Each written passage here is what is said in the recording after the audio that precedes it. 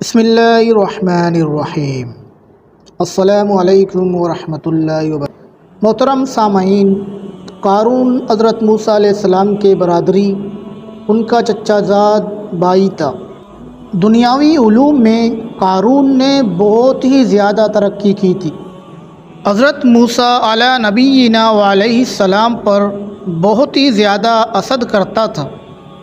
حضرت موسیٰ علیہ السلام نے ان سے فرمایا کہ اللہ جل شانہ نے مجھے تم سے زکوٰۃ وصول کرنے کا حکم دیا ہے، تو اس نے زکوٰۃ دینے سے انکار کر دیا اور لوگوں سے کہنے لگا کہ موسیٰ علیہ السلام اس نام سے تمہارے مالوں کو کھانا چاہتا ہے۔ اس نے نماز کا حکم کیا، تم نے برداشت کیا۔ اس نے اور احکام جاری کیے جن کو تم برداشت کرتے رہے۔ اب وہ تمہیں زکوٰۃ کا حکم دیتا ہے، کیا تم اس کو بھی برداشت کرو گے؟ لوگوں نے کہا یہ ہم سے برداشت نہیں ہوتا، تم ہی کوئی ترکیب بتاؤ۔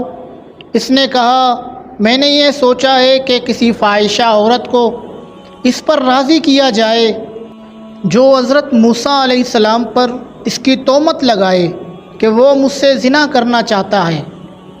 لوگوں نے ایک فاحشہ عورت کو بہت کچھ انعام کا وعدہ کر کے اس پر راضی کر لیا کہ وہ حضرت موسیٰ علیہ السلام پر یہ الزام لگائے۔ اس کے راضی ہونے پر قارون حضرت موسیٰ علیہ السلام کے پاس گیا اور ان سے کہا کہ اے موسیٰ، اللہ تعالیٰ نے جو احکام آپ کو دیے ہیں وہ بنی اسرائیل کو سب کو جمع کر کے سنا دیجیے۔ حضرت موسیٰ علیہ السلام نے اس کو پسند فرمایا اور سارے بنی اسرائیل کو جمع کیا۔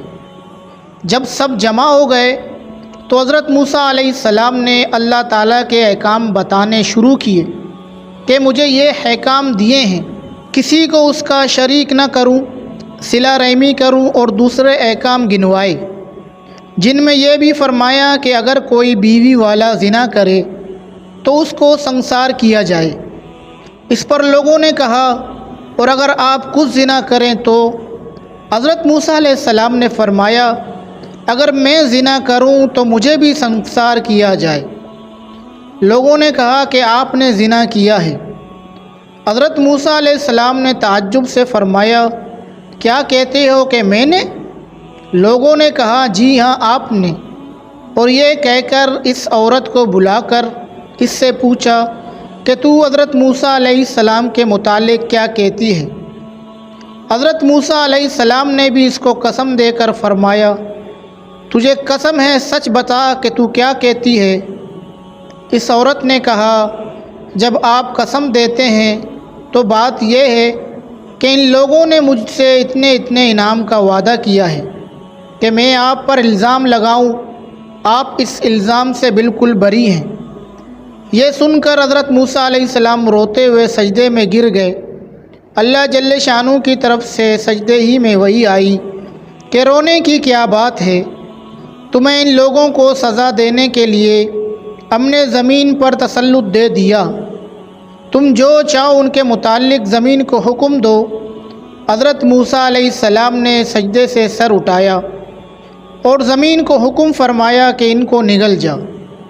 اس نے ایڑیوں تک نگلا تھا کہ وہ عاجزی سے حضرت موسیٰ علیہ السلام کو پکارنے لگے۔ حضرت موسیٰ علیہ السلام نے پھر حکم فرمایا کہ ان کو دھنسا دے، حتیٰ کہ وہ لوگ گردن تک دھنس گئے۔ پھر زور سے وہ حضرت موسیٰ علیہ السلام کو پکارتے رہے۔ حضرت موسیٰ نے پھر زمین کو یہی فرمایا کہ ان کو لے لے، اور سب کو نگل گئی۔ اس پر اللہ تعالیٰ کی طرف سے حضرت موسیٰ علیہ السلام پر وحی آئی کہ وہ تمہیں پکارتے رہے اور تم سے عاجزی کرتے رہے، میری عزت کی قسم اگر وہ مجھے پکارتے اور مجھ سے دعا کرتے تو میں ان کو ضرور معاف کر دیتا اور ان کی دعا ضرور قبول کر لیتا۔